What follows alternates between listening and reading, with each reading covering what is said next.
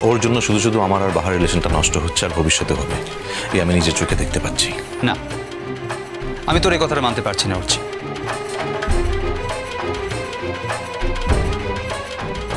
আমরা নিজেরা যাদের দেখে শুনে বিয়ে দিয়েছি তাদের জীবনে কি কখনো কোনো সমস্যা আসেনি? তারা কি সবসময় খুব ভালো ছিল বলে তোর মনে হয়? তাই আগে থেকে কে কোথায় ভালো থাকবে না থাকবে সেটা অত নিশ্চিত করে বলা যায় না অর্চি। ওর জীবন, ওকে না, আমরা কি করতে পারি? বড়জোর আমরা ওর এই দুঃখ, ওর এই অপমান অসম্মান আমরা বড়জোর শেয়ার করতে পারতাম, কিন্তু নিয়ে তো নিতে পারতাম না।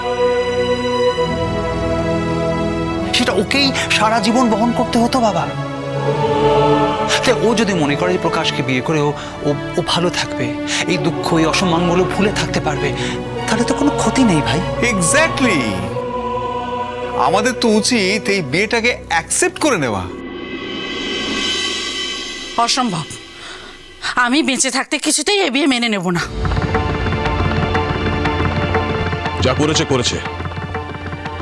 তোমার বোনকে একটা কথা পরিষ্কার জানিয়ে দিয়ে বলছি, ও যেন আমাদের সঙ্গে কোনো রকম যোগাযোগ করার চেষ্টা না করে। আমি জানবো আমার মেয়ে মরে গেছে। আজ থেকে ওর সঙ্গে আমাদের কোনো সম্পর্ক থাকলো না। অর্চি, বাহা এলো না কেন? আর তুমিই বা কেন একা চলে এলে? কেন আবার? অর্চি বিয়েটা মানেনি, বাহা তো বিয়েটা মেনেছে। সে তো এখন তার ননদের বিয়ে নিয়ে ব্যস্ত। সে এখন আসবে কেন? শুধু ননদের বিয়েতে ব্যস্ত থাকার কথা কেন বলছেন? বাহা তার দাদার বিয়ে নিয়েও ব্যস্ত আছে, আর ননদের বিয়েতে ব্যস্ত থাকাটা যদি বা অন্যায় হয়, দাদার বিয়েতে ব্যস্ত থাকাটা মৌলিক অধিকার বলা যেতে পারে। সেটা তো অন্যায় নয়। সেটা করতে গিয়েও আমাকে সবার সামনে ছোট করেছে, গ্রামের সকলের সামনে আমাকে অপমান করেছে, থানা পুলিশে ভয় দেখিয়েছে।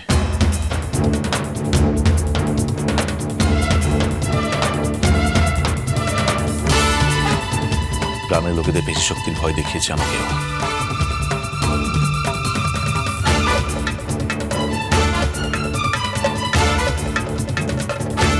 কি বলছো কি তুমি অর্চি? বাহা তোমাকে থানা পুলিশের ভয় দেখিয়েছে? দাদা বুঝতে পারছো না?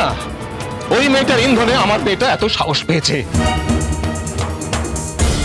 দাদা না বুঝলেও আমরা বুঝতে পেরেছি, আর এই ভয়টাই আমরা মনে মনে করছিলাম। কি দিদি ভাই, এই ভয়টাই পাচ্ছিলাম না আমরা? আমি শুধু মনে মনে ভাবতাম যে বিয়েটা কোনো রকমে একবার হয়ে যাক। কতবার আমি দেখেছি দুজনকে, জানিস তো, আলাদা হয়ে গুজগুজ গুজগুজ করছে। আমার না বুকের হতো তো ধরাস ধরাস করতো, খালি মনে হতো হে ভগবান কোনো একটা অঘটন ঘটিয়ে বসবে না তো। আর দেখ ঠিক তাই হলো। না না না মা, আমার কিন্তু মনে হয় তোমরা পুরো ব্যাপারটার একটা সম্পূর্ণ ভুল ব্যাখ্যা দিচ্ছ।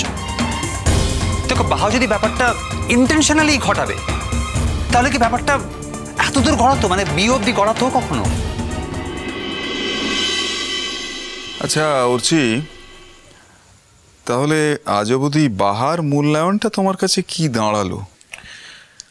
আমি তো খুবই একজন সামান্য মানুষ ডক্টর ঘোষ, আমি ওর মূল্যায়ন করার কি? এখন তো ও আমার মূল্যায়ন করে। ও তো এখন বুঝতে পেরেছে যে এখন একটা সাংঘাতিক কেউকেটা। আমাদের এই বাড়ি, এই পরিবার, আমার মতো একজন হাজবেন্ড, এর থেকে অনেক বেটার কিছু পেতে পারতো জীবনে। তুমি সত্যি মন থেকে কথাগুলো বলছো, নাকি তুমি বিশ্বাস করো এগুলো?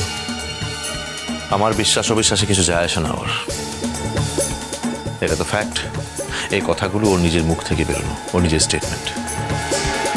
হ্যাঁ বলেছে তো, ও আমাদের বলেছে অর্চির থেকে অনেক ভালো ছেলে ও পেতে পারতো, বলেছে। আমার মনে হচ্ছে বড় বৌদি, আপনাদের কোথাও একটা মস্ত বড় ভুল হয়ে যাচ্ছে। মানে হয়তো যে কথাটা আপনারা বলতে চাইছেন এটাও হতে পারে, সেটাও বলে উঠতে পারছেন না। মানুষ দেখার অভিজ্ঞতা আমারও কম দিন হলো না।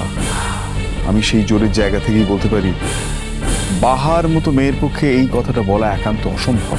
ও তাহলে তো আমরা মিথ্যে কথা বলছি। না না, ছি ছি ছি বড় বৌদি, আমি এই কথা বলতে চাইছি না। আমি শুধু এটাই বলতে চাইছি যে কোথাও একটা মস্ত বড় ভুল হয়ে যাচ্ছে। স্পষ্ট করে এই কথাটা যে মেয়ে সকলের মুখের ওপর বলতে পারে তাকে আর নতুন করে ভুল বোঝার কি আছে বলুন তো নতুন ঠাকুরপো? আপনি দেখছি ভাই বাহার ওপর একেবারে অন্ধ হয়ে আছেন। মিথ্যে কথা বলবো না, আমরাও অন্ধ ছিলাম। সেই অন্ধত্বের সুযোগটাও কি করে নিল সেটাই দেখলাম। আমার মেয়ে এত বড় সর্বনাশটাও করতে পারলো তো। মেজকামণি, এসব কি বলছো কি তুমি? আরে মিঠাই কি বাচ্চা মেয়ে যে অন্য কেউ ওকে ওর সর্বনাশ করে দেবে? তোমরা শুধু শুধু একটা মেয়েকে এর মধ্যে জড়িয়ে দিচ্ছ। মিঠাই বিয়েটা করেছে মেজকামণি, মিঠাই নিজের ইচ্ছেই করেছে। এর মধ্যে বাহাকে কেন জড়াচ্ছ আমি তো বুঝতে পারছি না। বাহা না চাইলে এই বিয়েটা হতে পারতো না দাদা ভাই। আর যদি হতো সেটা বাহার সমর্থন করা উচিত হয়নি। আমি তো বলবো বাহা সকলের বিরুদ্ধে গিয়ে ব্যাপারটাতে ইন্ধন জুগিয়েছে। ঠিকই তো, আমিও বলবো বাহা ইচ্ছে করে এটা করেছে। ইচ্ছে করে ও নিজে একদিন এইভাবে আমাদের বাড়িতে এসেছিল, আজ আমাদের বাড়ি থেকে আমাদের বাড়ির মেয়েকে পলাশবনিতে টেনে নিয়ে গেল ওর ইচ্ছে পূর্ণ করার জন্য। ও ইচ্ছে করে করেছে। প্লিজ প্লিজ মেজো বৌদি, এভাবে মেয়েটাকে ভুল বুঝবেন না। তা তিনি কবে আসবেন কিছু বলেছেন তোমাকে?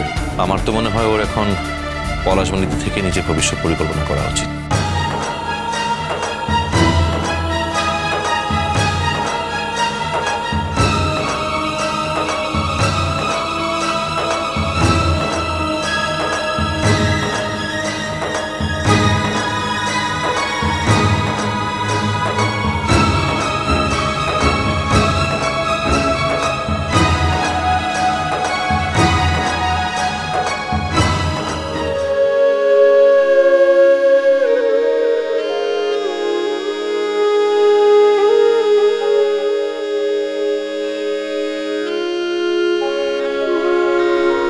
कंकमा मु मिठाई के लिए मोर स्कूल तो दिखाइते चाहिए, लिए जाबो? लिए जाओ, स्कूल तो दिखते चाहे दिखाओ कि नहीं, तार संगते पूरा घाट घुरे दिखाएंगे। और तुम्हार बाप जी जे काम गुलान करे छे दिखाइते भूलोला। मिया साथ करे गाँते थाकते एसेछे, এখানে দেখার কিছু লাই রে, কিন্তু মেলা কিছু আনছে। ও দেখার লিগে চোখ দরকার। যাও কেন, নিয়ে যাও। মা, আমি খুব তাড়াতাড়ি চলে আসব। রোজ একটু একটু করে দেখব, আর বাড়িতে এসে ঘরের কাজগুলোও করে দেব। থাক কিনে নতুন বহু, ঘরের কাম করার লিগে তো ব্যস্ত হতে হবে গলা। মই ইতদিন যখন করেছি এখনো পারবো। মোর শরীরতে ঘুম ধরে লাই। সেটার জন্য নয় মা, তুমি তো সারাটা জীবন ধরে কাজ করে এসেছো। আমি এখন এসেছি, আমাকে একটু কাজ শিখিয়ে দিও। মানে দুজনে মিলে একসঙ্গে কাজ করলে তোমার খাটনিটাও কমবে আর কাজটা তাড়াতাড়ি হয়েও যাবে। তাই দেখেছিস কঙ্কা, বললে তো হবে ক্লাই। তোমার বউটার বুদ্ধিটা দেখেছো? কে বলেছে শহরের মিয়াগুলান গা ঘরতে এসে মানায় নিতে পারবে ক্লাই? বুঝলি ধনা, মেয়াটো মনে লয় কঙ্কার মনটো জয়টো করে দিল। এই রে মন্টু, প্রথমতে কঙ্কার যেরকম রাগটা ছিল, আর এখন দেখ সব রাগটা গুলে কেমন জলটা হয়ে যাচ্ছে। মিষ্টি কুটু মিষ্টি কুটু মিষ্টি কুটু।